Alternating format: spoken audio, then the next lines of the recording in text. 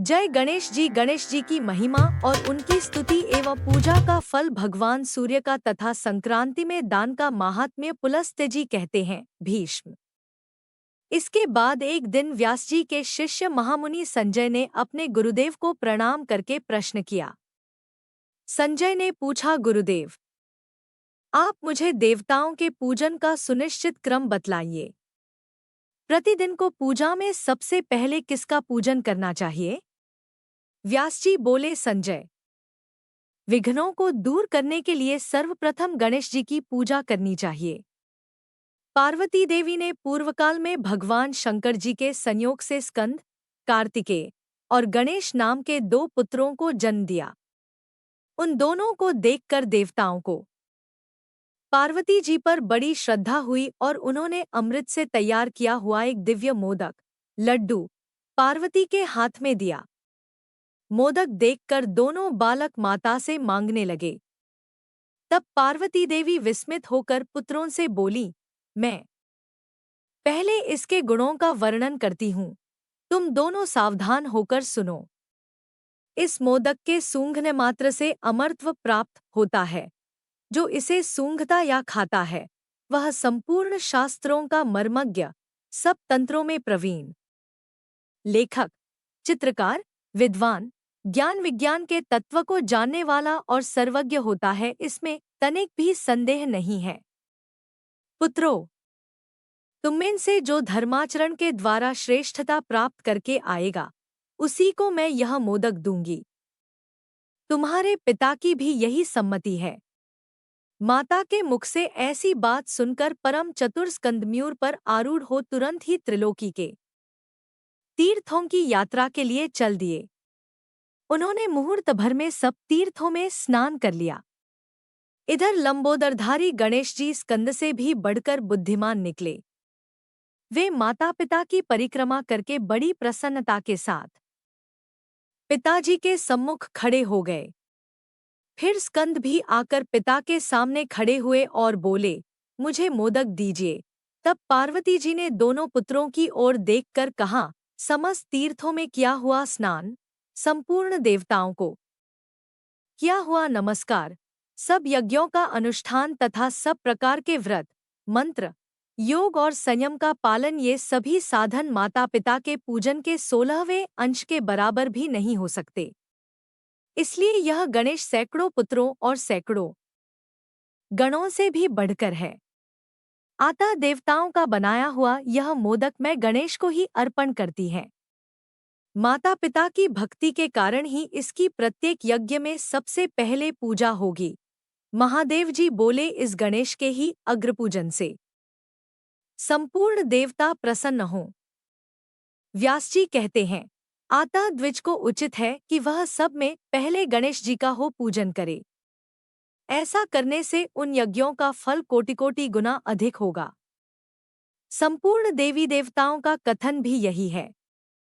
देवाधिदेवी पार्वती ने पवित्र मोदक गणेश जी को ही दिया तथा बड़ी प्रसन्नता के साथ संपूर्ण देवताओं के सामने ही उन्हें समस्त गण का अधिपति बनाया। इसलिए विस्तृत वह स्तोत्र पाठ तथा नित्य पूजन में भी पहले गणेश जी की पूजा करके ही मनुष्य संपूर्ण सिद्धियां प्राप्त कर सकता है।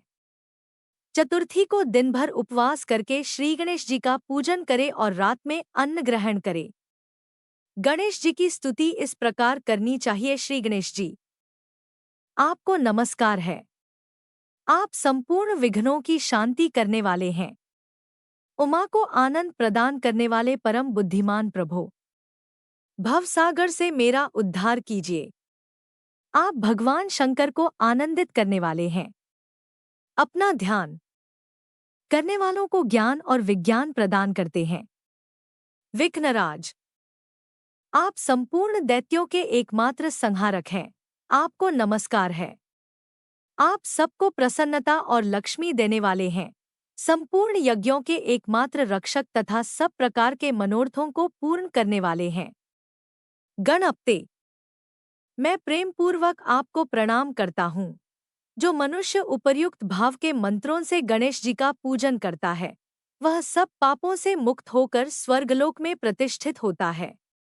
अब मैं गणेश जी के 12 नामों का कल्याण में स्तोत्र सुनाता हूँ।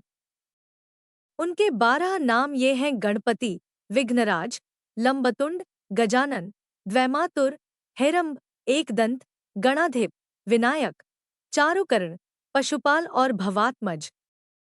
जो प्रातःकाल उठकर इन 12 नाम का पाठ करता है, संपूर्ण विश्व उसके वश में हो जाता है तथा उसे कभी विघ्न का सामना नहीं करना पड़ता।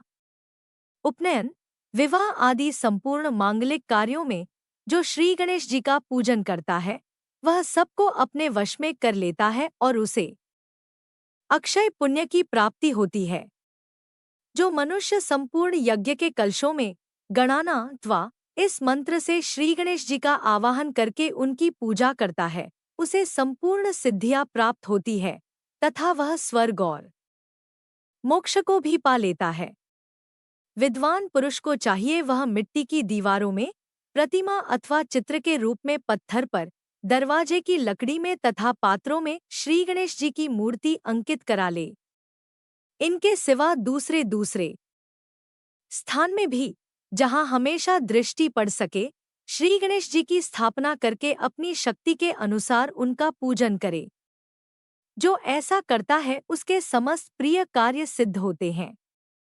उसके सामने कोई विघ्न नहीं आता था, वह तीनों लोकों को अपने वश में कर लेता है। संपूर्ण देवता अपने अभीष्ट की सिद्धि के लिए जिनका पूजन करते हैं, समस्त विघ्नों का उच्छेद करने वाले उन श्री गणेश जी को नमस्कार है। जो भगवान श्री विष्णु को प्रिय लगने वाले पुष्पों तथा अन्यान्य सुगंधित फूलों से, फल, मूल, मोदक और सामयिक सामग्रियों से, दही और दूध से, प्रिय लगने वाले बाजों से तथा धूप और दीप आदि के द्वारा गणेश जी की पूजा करता है, उसे सब प्रकार की सिद्धियां प्राप्त होती है। .com संजय व्यास। संवाद। मनुष्य योनि में उत्पन्न हुए दैत्य और देवताओं के लक्षण संजय ने पूछा, ब्राह्मण सात्विक पुरुष मनुष्यों में आदि के लक्षणों को कैसे जान सकते हैं? नाथ, असुर मेरे इस संशय को दूर कीजिए। व्यासजी बोले, द्विजों तथा अन्य जातियों में अपने पूर्वकृत पाप के अनुरूप असुर, राक्षस और प्रेत भी जन्म ग्रहण करते हैं, किंतु वे अपना स्वभाव नहीं छोड़ते। मनुष्यों में जो असुर जन्मते हैं, वे सदा ही लड़ाई झगड़ा करने को उत्सुक रहते हैं।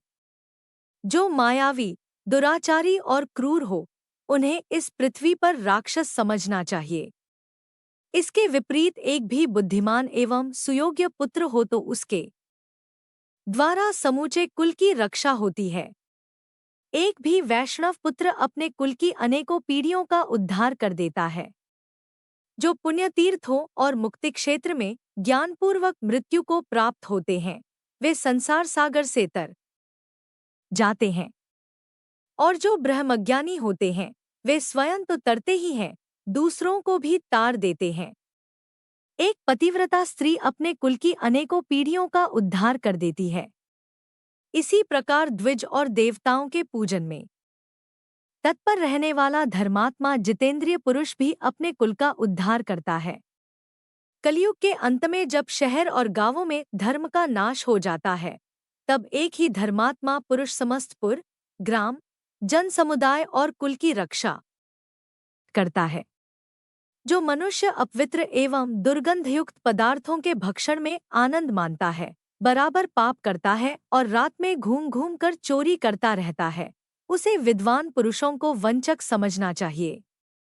जो संपूर्ण कर्तव्य कार्यों से अनभिज्ञ तथा सब प्रकार के कर्मों से अपरिचित है, जिसे समयोचित सदाचार का ज्ञान नहीं है, वह मूर्ख वास्तव में पशु ही है। जो हिंसक, सजातीय मनुष्यों को उद्वेजित करने वाला, कलहप्रिय, कायर और उच्छिष्ट भोजन का प्रेमी है, वह मनुष्य कुत्ता कहा गया है। जो स्वभाव से ही चंचल, भोजन के लिए सदा लालायित रहने वाला, कूद कूद कर चलने वाला और जंगल में रहने का प्रेमी है, उस मनुष्य को इस पृथ्वी पर बंदर समझना चाहिए। जो वाणी और बुद्धि द्वारा अपने कुटुंबियों तथा दूसरे लोगों की भी चुगली खाता और सबके लिए उद्वेगजनक होता है, वह पुरुष सर्प के समान माना गया है। जो बलवान, आक्रमण करने वाला, नितांत निर्लज्ज, दुर्गंधयुक्त मांस का प्रेमी और भोगासक्त होता है। वह मनुष्यों में सिंह कहा गया है। उसकी आवाज सुनते ही दूसरे भेड़िए आदि की श्रेणी में गिने जाने वाले लोग भयभीत और दुखी हो जाते हैं। जिनकी दृष्टि दूतक नहीं जाती, ऐसे लोग हाथी माने जाते हैं। इसी क्रम से मनुष्यों में अन्य पशुओं का विवेक कर लेना चाहिए।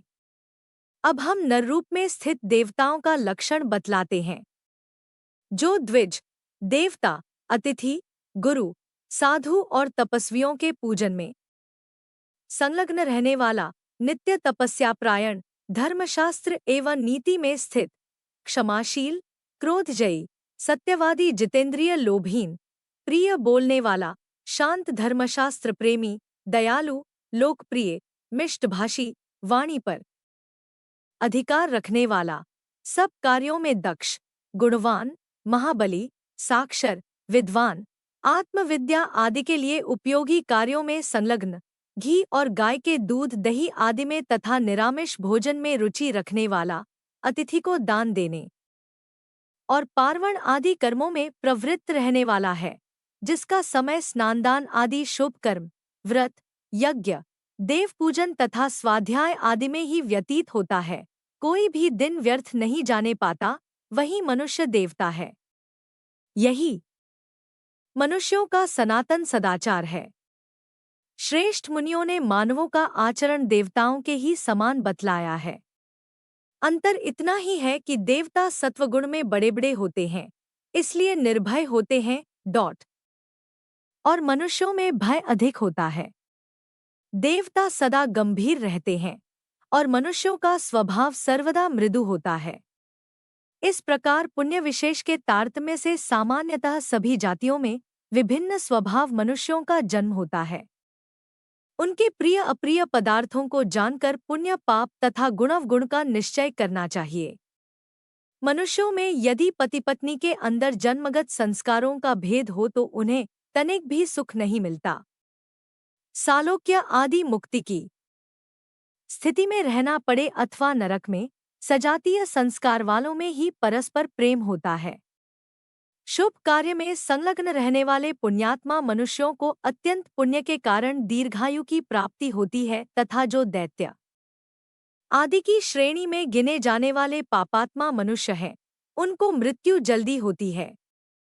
सत्ययुग में देवजाति के मनुष्य ही इस पृथ्वी पर उत्पन्न हुए थे, दैत्य अथवा अन्य जाति के नहीं। त्रेता में 1/4, द्वापर में आधा तथा कलियुग की संध्या में समूचा भूमंडल दैत्य आदि से व्याप्त हो जाता है। देवता और असुर जाति के मनुष्यों का समान संख्या में जन्म होने के कारण ही महाभारत का युद्ध छिड़ने वाला है। दुर्योधन के योद्धा और सेना आदि जितने भी सहायक हैं, वे दैत्य आदि ही हैं। कर्ण आदि वीर सूर्य आदि के अंश से उत्पन्न हुए हैं। गंगानंदन भीष्म वसुओं में प्रधान है। आचार्य द्रोण देवमुनि बृहस्पति के अंश से प्रकट हुए हैं। नंदनंदन श्री कृष्ण के रूप में साक्षात भगवान श्री विष्णु हैं। विदुर साक्षात धर्म है। गांधारी, द्रौपदी और कुंती इनके रूप में देवियां हो धरातल पर अवतीर्ण हुई हैं। जो मनुष्य जितेंद्रिय, दुर्गुणों से मुक्त तथा नीति शास्त्र के तत्व को जानने वाला है और ऐसे ही नाना प्रकार के उत्तम गुणों से संतुष्ट दिखाई देता है, वह देवस्वरूप है। स्वर्ग का निवासी हो या मनुष्यलोक का, जो पुराण और तंत्र में बताए हुए पुण्यकर्म का स्वयं आचरण करता है, वही इस पृथ्वी का उद्धार करने में समर्थ है। जो शिव, विष्णु, शक्ति, सूर्य और गणेश का उपासक है, वह समस्त पितरों को तारकर इस पृथ्वी का उद्धार करने में समर्थ है। विशेषतः जो वैष्णव को देखकर प्रसन्न होता और उसकी पूजा करता है, वह सब पापों से मुक्त हो इस भूतल का उद्धार कर सकता है। जो ब्राह्मण यजन्याजन आदि 6 कर्मों में संलग्न, सब प्रकार के यज्ञों में प्रवृत्त रहने वाला और सदा धार्मिक उपाख्यान सुनाने का प्रेमी है, वह भी इस पृथ्वी का उद्धार करने में समर्थ है। जो लोग विश्वासघाती, कृतघ्न, व्रत का उल्लंघन करने वाले तथा ब्राह्मण और देवताओं के द्वेषी हैं, वे मनुष्य इस पृथ्वी का नाश कर डालते हैं। जो माता पिता, स्त्री, गुरुजन और बालकों का पोषण नहीं करते, देवता, ब्राह्मण और राजाओं का धन हर लेते हैं, तथा जो मोक्षशास्त्र में श्रद्धा नहीं रखते, वे मनुष्य भी इस पृथ्वी का नाश करते हैं। जो पापी मदिरा पीने और जुआ खेलने में आसक्त रहते और पाखंडियों तथा पतितों से वार्तालाप करते हैं, जो महापातकी और अतिपातकी हैं, जिनके द्वारा बहुत से जीव जंतु मारे जाते हैं, वे लोग इस भूतल का विनाश करने वाले हैं। जो सत्कर्म से रहित, सदा दूसरों को उद्विग्न करने वाले और निर्भय हैं, स्मृतियों तथा धर्मशास्त्रों में बताए हुए शुभ कर्मों का नाम सुनकर जिनके हृदय में उद्वेग होता है, जो अपनी उत्तम जीविका छोड़कर नीच वृत्ति का आश्रय लेते हैं तथा द्वेषवश गुरुजनों की निंदा में प्रवृत्त होते हैं, वे मनुष्य इस भूलोक का नाश कर डालते हैं। जो दाता को दान से रोकते और पाप कर्म की ओर प्रेरित करते हैं, तथा जो दीनों और अनाथों को पीड़ा पहुंचाते हैं, वे लोग इस भूतल का सत्यानाश करते हैं। ये तथा और भी बहुत से पापी मनुष्य हैं, जो दूसरे लोगों को पापों में ढकेलकर इस पृथ्वी का सर्वनाश करते हैं।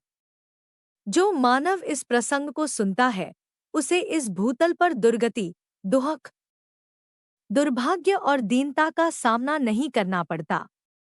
उसका दैत्य आदि के कुल में जन्म नहीं होता तथा वह स्वर्गलोक में शाश्वत सुख का उपभोग करता है। वैशंपायन जी ने पूछा, विप्रवर, आकाश में प्रतिदिन जिसका उदय होता है, यह कौन है? इसका क्या प्रभाव है? तथा इस किरणों के स्वामी का प्रादुर्भाव कहाँ से हुआ है? मैं देखता हूँ देवता, बड़े बड़े मुनि, सिद्ध, चारण, दैत्य, राक्षस तथा ब्राह्मण आदि समस्त मानव इसकी सदा ही आराधना किया करते हैं। व्यास जी बोले, वैशंपायन, यह ब्रह्म के स्वरूप से प्रकट हुआ ब्रह्म का ही उत्कृष्ट तेज है। इसे साक्षात ब्रह्ममय समझो। यह धर्म, अर्थ, काम एवं मोक्ष, इन चारों पुरुषार्थों को देने वाला है। निर्मल किरणों से सुशोभित यह तेज का पुंज पहले अत्यंत प्रचंड और दुहसह था। इसे देखकर इसकी प्रखर रश्मियों से पीड़ित हो सब लोग इधर-उधर भागकर छिपने लगे। चारों ओर के समुद्र, समस्त बड़ी-बड़ी नदियां और नद आदि सूखने लगे। उनमें रहने वाले प्राणी मृत्यु के ग्रास बनने लगे। मानव समुदाय भी शोक से आतुर हो उठा। यह देख इंद्र आदि देवता ब्रह्मा जी के पास गए और उनसे यह सारा हाल कह सुनाया। तब ब्रह्मा जी ने देवताओं से कहा, देवगण, यह तेज आदि ब्रह्म के स्वरूप से जल में प्रकट हुआ है। यह तेजोमय पुरुष उस ब्रह्म के ही समान है। इसमें और आदि ब्रह्म में तुम अंतर न समझना। ब्रह्मा से लेकर कीट पर्यंत चराचर प्राणियों सहित समूची त्रिलोकी में इसी की सत्ता है। ये सूर्यदेव सत्वमय हैं। इनके द्वारा चराचर जगत का पालन होता है। देवता, जरायुज, अंडज, स्वेदज और उद्भिज्ज आदि जितने भी प्राणी हैं, सबकी रक्षा सूर्य से ही होती है। इन सूर्य देवता के प्रभाव का हम पूरा वर्णन नहीं कर सकते। इन्होंने ही लोकों का उत्पादन और पालन किया है। सबके रक्षक होने के कारण इनकी समानता करने वाला दूसरा कोई नहीं है। पांव फटने पर इनका दर्शन करने से राशि राशि पाप विलीन हो जाते हैं। द्विज आदि सभी मनुष्य इन सूर्यदेव की आराधना करके मोक्ष पा लेते हैं। संध्योपासन के समय ब्रह्मवेत्ता ब्राह्मण अपनी भुजाएं ऊपर उठाए इन्हीं सूर्यदेव का उपस्थान करते हैं और उसके फलस्वरूप समस्त देवताओं द्वारा पूजित होते हैं। सूर्यदेव के ही मंडल में रहने वाली संध्यारूपिणी देवी की उपासना करके संपूर्ण द्विज स्वर्ग और मोक्ष प्राप्त करते हैं। इस भूतल पर जो पतित और जूठन खाने वाले मनुष्य हैं, वे भी भगवान सूर्य की किरणों के स्पर्श से पवित्र हो जाते हैं। संध्या काल में सूर्य की उपासना करने मात्र से द्विज सारे पापों से शुद्ध हो जाता है। जो मनुष्य चांडाल, गोघाती, कसाई, पतित, कोड़ी, महापातकी और उपपातकी के दीख जाने पर भगवान सूर्य का दर्शन करते हैं, वे भारी से भारी पाप से मुक्त हो पवित्र हो जाते हैं। सूर्य की उपासना करने मात्र से मनुष्य को सब रोगों से छुटकारा मिल जाता है। जो सूर्य की उपासना करते हैं, वे इहलोक और परलोक में भी अंधे, दरिद्र, दुखी और शोकग्रस्त नहीं होते। श्री विष्णु और शिव आदि देवताओं के दर्शन सब लोगों को नहीं होते, ध्यान में ही उनके स्वरूप का साक्षात्कार किया जाता है, किंतु भगवान सूर्य प्रत्यक्ष देवता माने गए हैं। देवता बोले ब्राह्मण, सूर्य देवता को प्रसन्न करने के लिए आराधना, उपासना अथवा पूजा तो दूर रहे, इनका दर्शन ही प्रलयकाल की आग के समान है। भूतल के मनुष्य आदि संपूर्ण प्राणी इनके तेज के प्रभाव से मृत्यु को प्राप्त हो गए। समुद्र आदि जलाशय नष्ट हो गए। हम लोगों से भी इनका तेज सहन नहीं होता, फिर दूसरे लोग कैसे सह सकते हैं। इसलिए आप ही ऐसी कृपा करें जिससे हम लोग भगवान सूर्य का पूजन कर सकें। सब मनुष्य भक्तिपूर्वक सूर्य देव की आराधना कर सके, इसके लिए आप ही कोई उपाय करें। व्यास जी कहते हैं, देवताओं के वचन सुनकर ब्रह्मा जी ग्रहों के स्वामी भगवान सूर्य के पास गए और संपूर्ण जगत का हित करने के लिए उनकी स्तुति करने लगे। ब्रह्मा जी बोले, देव, तुम संपूर्ण संसार के नेत्र स्वरूप और निरामय हो। तुम साक्षात ब्रह्मरूप हो। तुम्हारी ओर देखना कठिन है। तुम प्रलयकाल की अग्नि के समान तेजस्वी हो। संपूर्ण देवताओं के भीतर तुम्हारी स्थिति है। तुम्हारे श्री विग्रह में वायु के सखा अग्नि निरंतर विराजमान रहते हैं। तुम्ही से अन्न आदि का पाचन तथा जीवन की रक्षा होती है। देव, तुम्ही से उत्पत्ति और प्रलय होते हैं। एकमात्र तुम ही संपूर्ण भुवनों के स्वामी हो। तुम्हारे बिना समस्त संसार का जीवन एक दिन भी नहीं रह सकता। तुम ही संपूर्ण लोकों के प्रभु तथा चराचर प्राणियों के रक्षक, पिता और माता हो। तुम्हारी ही कृपा से यह जगत टिका हुआ है। भगवन, संपूर्ण देवताओं में तुम्हारी समानता करने वाला कोई नहीं है। शरीर के भीतर, बाहर तथा समस्त विश्व में सर्वत्र तुम्हारी सत्ता है। तुमने ही इस जगत को धारण कर रखा है। तुम ही रूप और गंध आदि उत्पन्न करने वाले हो। रसों में जो स्वाद है वह तुम ही से आया है। इस प्रकार तुम ही संपूर्ण जगत के ईश्वर और सबकी रक्षा करने वाले सूर्य हो। प्रभो, तीर्थों, पुण्यक्षेत्रों, यज्ञों और जगत के एकमात्र कारण तुम ही हो। तुम परम पवित्र, सबके साक्षी और गुणों के धाम हो। सर्वज्ञ, सबके कर्ता, संहारक, रक्षक, अंधकार, कीचड़ और रोगों का नाश करने वाले तथा दरिद्रता के दुखों का निवारण करने वाले भी तुम ही हो। इस लोक तथा परलोक में सबसे श्रेष्ठ बंधु एवं सब कुछ जानने और देखने वाले तुम ही हो। तुम्हारे सिवा दूसरा कोई ऐसा नहीं है जो सब लोकों का उपकारक हो। आदित्य ने कहा, महाप्राज्ञ पितामह, आप विश्व के स्वामी तथा सृष्टा हैं। शीघ्र अपना मनोरथ बताइए, मैं उसे पूर्ण करूंगा। ब्रह्मा जी बोले, सुरेश्वर, तुम्हारी किरणें अत्यंत प्रखर हैं। लोगों के लिए वे अत्यंत दुस्सह हो गई है। अतः जिस प्रकार उनमें कुछ मृदुता आ सके वही उपाय करो। आदित्य ने कहा, प्रभो, वास्तव में मेरी कोटि-कोटि किरणें संसार का विनाश करने वाली ही हैं। अतः आप किसी युक्ति द्वारा इन्हें खराद कर कम कर दें। बाजी ने सूर्य के कहने विश्वकर्मा को बुलाया और वज्र की सान बनवाकर उसी के ऊपर प्रलयकाल के समान तेजस्वी सूर्य को आरोपित करके उनके प्रचंड तेज को छांट दिया। उस छंटे हुए तेज से ही भगवान श्री विष्णु का सुदर्शन चक्र बनाया गया। अमोघ यमदंड, शंकर जी का त्रिशूल, काल का खड्ग, कार्तिकेय को आनंद प्रदान करने वाली शक्ति तथा भगवती दुर्गा के विचित्र शूल का भी उसी तेज से निर्माण हुआ। ब्रह्मा जी की आज्ञा से विश्वकर्मा ने उन सब अस्त्रों को फुर्ती से तैयार किया था। सूर्यदेव की 1000 किरणें शेष रह गईं, बाकी सब छांट दी गईं। ब्रह्मा जी के बताए हुए उपाय के अनुसार ही ऐसा किया गया। कश्यप मुनि के अंश और अदिति के गर्भ से उत्पन्न होने के कारण सूर्य आदित्य के नाम से प्रसिद्ध हुए। भगवान सूर्य विश्व की अंतिम सीमा तक विचरते और मेरुगिरि के शिखरों पर भ्रमण करते रहते हैं। ये दिन रात इस पृथ्वी से लाख योजन ऊपर रहते हैं।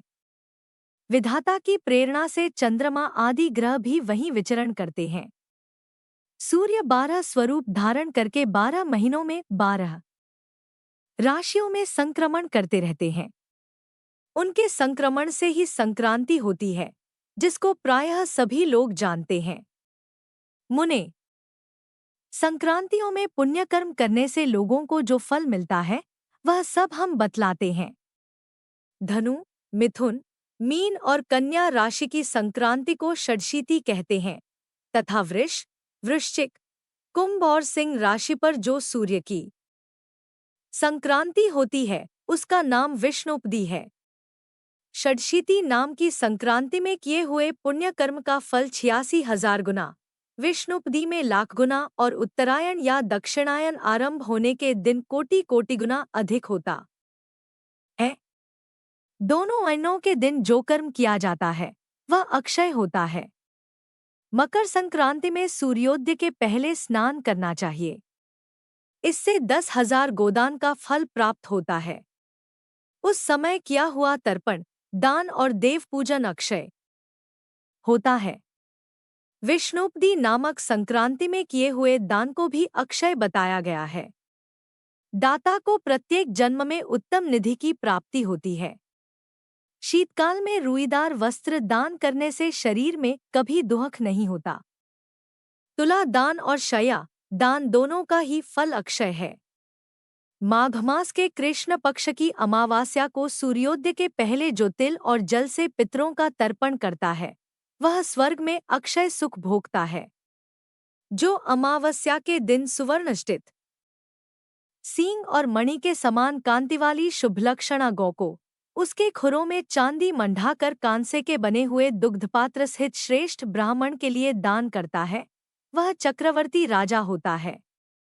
जो उक्त तिथि को तिल की गौ बनाकर उसे सब सामग्रियों सहित दान करता है वह 7 जन्म के पापों से मुक्त हो स्वर्गलोक में अक्षय सुख का भागी होता है। ब्राह्मण को भोजन के योग्य अन्न देने से भी अक्षय स्वर्ग की प्राप्ति होती है।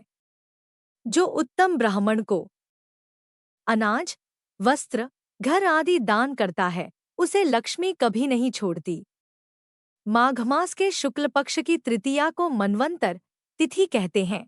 उस दिन जो कुछ दान किया जाता है वह सब अक्षय बताया गया है। आता दान और सत्पुरुषों का पूजन ये परलोक में अनंत फल देने वाले हैं। अब हम लोग भगवान सूर्य की उपासना और उसका फल भद्रेश्वर की कथा को सुनेंगे। व्यास जी कहते हैं, कैलाश के रमणीय शिखर पर भगवान महेश्वर सुखपूर्वक बैठे थे। इसी समय स्कंद ने उनके पास जा पृथ्वी पर मस्तक टेक कर उन्हें प्रणाम किया और कहा, नाथ, मैं आपसे रविवार आदि का यथार्थ फल सुनना चाहता हूँ। महादेव जी ने कहा, बेटा, रविवार के दिन मनुष्य रहकर सूर्य को लाल फूलों से अर्घ्य दे और रात को हविष्यान्न भोजन करे। ऐसा करने से वह कभी स्वर्ग से भ्रष्ट नहीं होता। रविवार का व्रत परम पवित्र और हितकर है।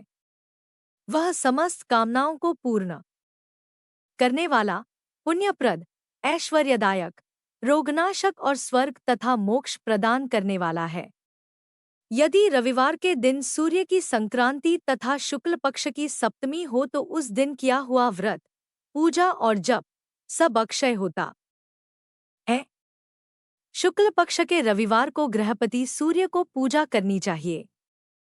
हाथ में फूल ले लाल कमल पर विराजमान, सुंदर ग्रोवा से सुशोभित, रक्तवस्त्रधारी और लाल रंग के आभूषणों से विभूषित भगवान सूर्य का ध्यान करें और फूलों को सूंचकर ईशान कोण की ओर फेंक दे। इसके बाद आदित्याय विग्रहे भास्कराय धीमहि तन्नो भानुः प्रचोदयात्, इस सूर्य गायत्री का जप करे। तदंतर गुरु के उपदेश के अनुसार विधिपूर्वक पूजा करे। भक्ति के साथ पुष्प और केले आदि के सुंदर फल अर्पण करके जल चढ़ाना चाहिए। जल के बाद चंदन, चंदन के बाद धूप, धूप के बाद दीप, दीप के पश्चात नैवेद्य तथा उसके बाद जल निवेदन करना चाहिए। तत्पश्चात जप, स्तुति, मुद्रा और नमस्कार करना उचित है। पहली मुद्रा का नाम अंजलि और दूसरी का नाम धेनु है। इस प्रकार जो सूर्य का पूजन करता है वह उन्हों का सायुज्य प्राप्त करता है। भगवान सूर्य एक होते हुए भी कालभेद से नाना रूप धारण करके प्रत्येक मास में तपते रहते हैं। एक ही सूर्य 12 रूपों में प्रकट होते हैं। मार्गशीर्ष मित्र, पौष में सनातन विष्णु, माघ में वरुण, फाल्गुन में सूर्य, चैत्र में भानु, वैशाख में तापम, ष्ट इंद्र, आषाढ़ में रवि, श्रवण में गभस्ती, भाद्रपद आश्विन में हिरण्यरेता और कार्तिक में दिवाकर तपते हैं। इस प्रकार 12 महीनों में भगवान सूर्य 12 नामों से एक पुकारे जाते हैं। इनका रूप अत्यंत विशाल, महान, तेजस्वी और प्रलयकालीन अग्नि के समान देदीप्यमान है। जो इस प्रसंग का नित्य पाठ करता है उसके शरीर में पाप नहीं रहता। उसे रोग, दरिद्रता और अपमान का कष्ट भी कभी नहीं उठाना पड़ता। वह क्रमशः यश, राज्य, सुख तथा अक्षय स्वर्ग प्राप्त करता है। अब मैं सबको प्रसन्नता प्रदान करने वाले सूर्य के उत्तम महामंत्र का वर्णन करूंगा। उसका भाव इस प्रकार है। सहस्र भुजाओं, किरणों से सुशोभित भगवान आदित्य को नमस्कार है। हाथ में कमल धारण करने वाले वरुण देव को बारंबार नमस्कार है। अंधकार का विनाश करने वाले श्री सूर्यदेव को अनेक बार नमस्कार है। रश्मि सहस्रों ज्याएं धारण करने वाले भानु को नमस्कार है। भगवन, तुम ही ब्रह्मा, तुम ही विष्णु और तुम ही रुद्र हो, तुम्हें नमस्कार है। तुम ही संपूर्ण प्राणियों के भीतर अग्नि और वायु रूप से विराजमान हो, तुम्हें बारंबार प्रणाम है। तुम्हारी सर्वत्र गति और सब भूतों में स्थिति है। तुम्हारे बिना किसी भी वस्तु की सत्ता नहीं है। तुम इस चराचर जगत में समस्त देहधारियों के भीतर स्थित हो। इस मंत्र का जप करके मनुष्य अपने संपूर्ण अभिलषित पदार्थों तथा स्वर्ग आदि के भोग को प्राप्त करता है। आदित्य, भास्कर, सूर्य, अर्क, भानु, दिवाकर, सुवर्णरता, मित्र, पूषा, त्वष्टा, स्वयंभू और तिमिराशे सूर्य के 12 नाम बताए गए हैं। जो मनुष्य पवित्र होकर सूर्य के इन 12 नाम का पाठ करता है वह सब पापों और रोगों से मुक्त हो परम गति को प्राप्त होता है। षडानन। अब मैं महात्मा भास्कर के जो दूसरे दूसरे प्रधान नाम हैं उनका वर्णन करूंगा। तपन, तापन, कर्ता, हर्ता, महेश्वर, लोक साक्षी, त्रिलोकेश, व्योमाधिप, दिवाकर, अग्निगर्भ, महावित्र, खग, सप्ताश्ववाहन, पद्महस्त, तमोभेदी, ऋग्वेद, यजुः, सामग, कालप्रिय, पुंडरीक, मूलस्थान और भावित। जो मनुष्य भक्तिपूर्वक इन नाम का सदा स्मरण करता है उसे रोग का भय कैसे हो सकता है। कार्तिकेय, तुम यत्नपूर्वक सुनो। सूर्य का नामस्मरण सब पाप को हरने वाला और शुभ है। महामते, आदित्य की महिमा विषय में तनिक भी संदेह नहीं करना चाहिए। इंद्राय नमः स्वाहा, विष्णवे नमः, इन मंत्रों का जप, होम और संध्योपासन करना चाहिए।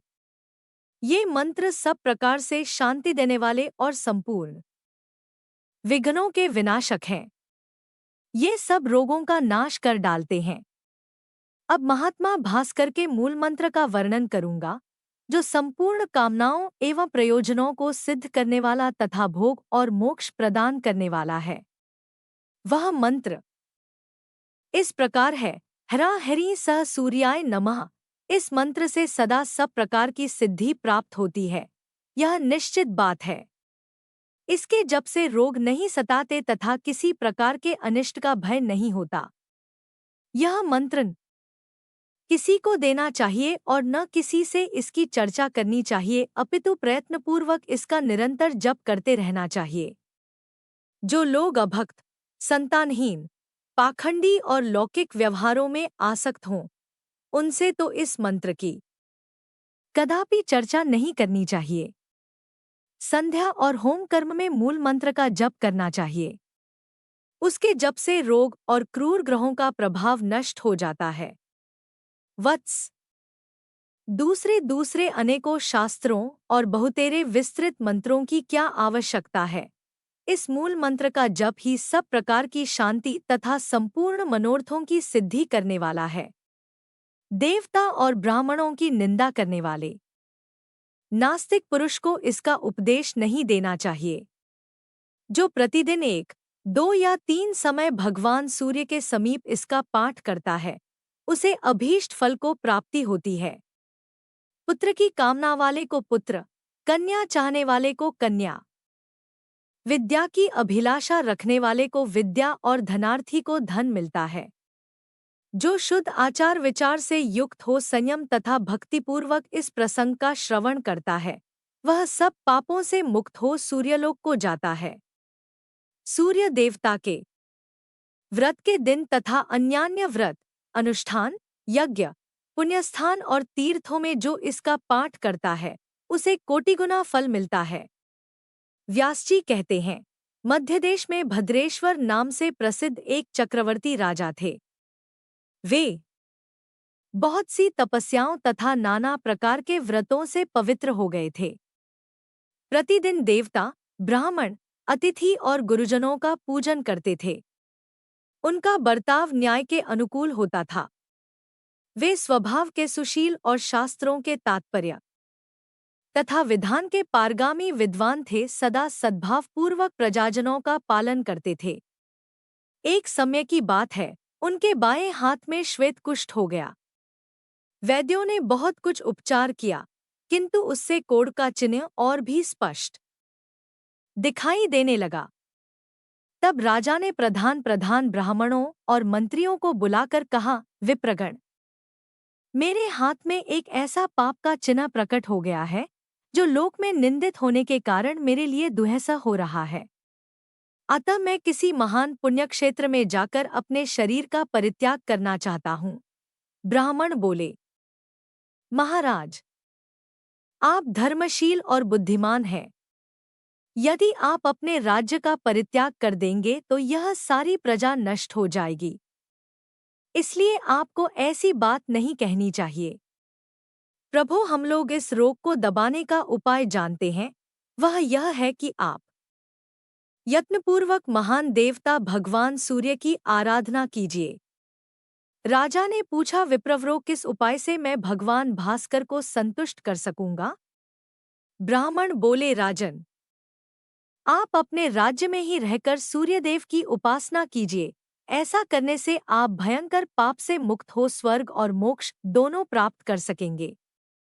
यह सुनकर सम्राट ने उन श्रेष्ठ ब्राह्मणों को प्रणाम किया और सूर्य की उत्तम आराधना आरंभ की। वे प्रतिदिन मंत्रपाठ, नैवेद्य, नाना प्रकार के फल, अर्घ्य, अक्षत, जपापुष्प, मदार के पत्ते, लाल चंदन, कुंकुम, सिंदूर, कदलीपत्र तथा उसके मनोहर फल आदि के द्वारा भगवान सूर्य की पूजा करते थे।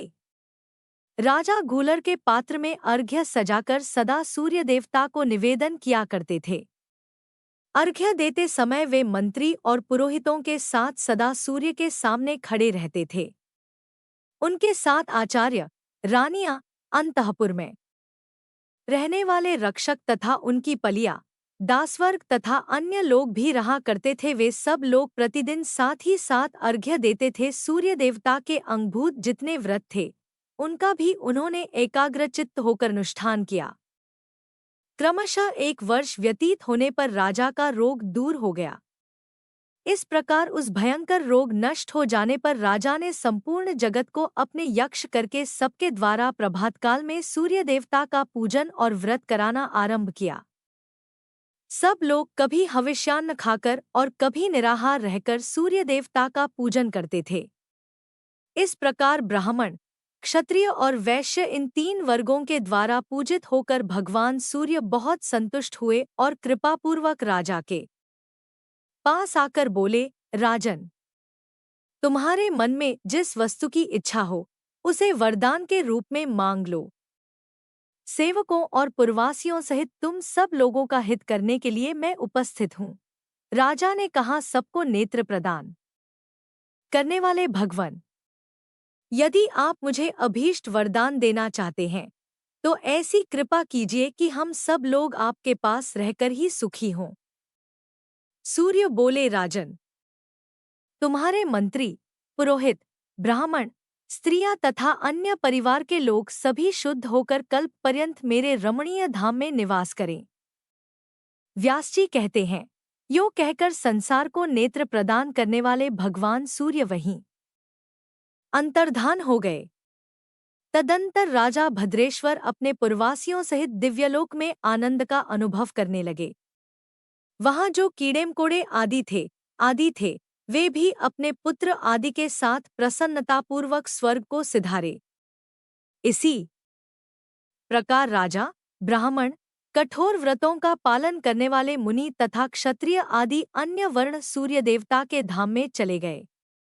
जो मनुष्य पवित्रतापूर्वक इस प्रसंग का पाठ करता है, उसके सब पाप का नाश हो जाता है तथा वह रुद्र की भांति इस पृथ्वी पर पूजित होता है। जो मानव संयम पूर्वक इसका श्रवण करता है, उसे अभीष्ट फल की प्राप्ति होती है। इस अत्यंत गोपनीय रहस्य का भगवान सूर्य ने यमराज को उपदेश दिया था।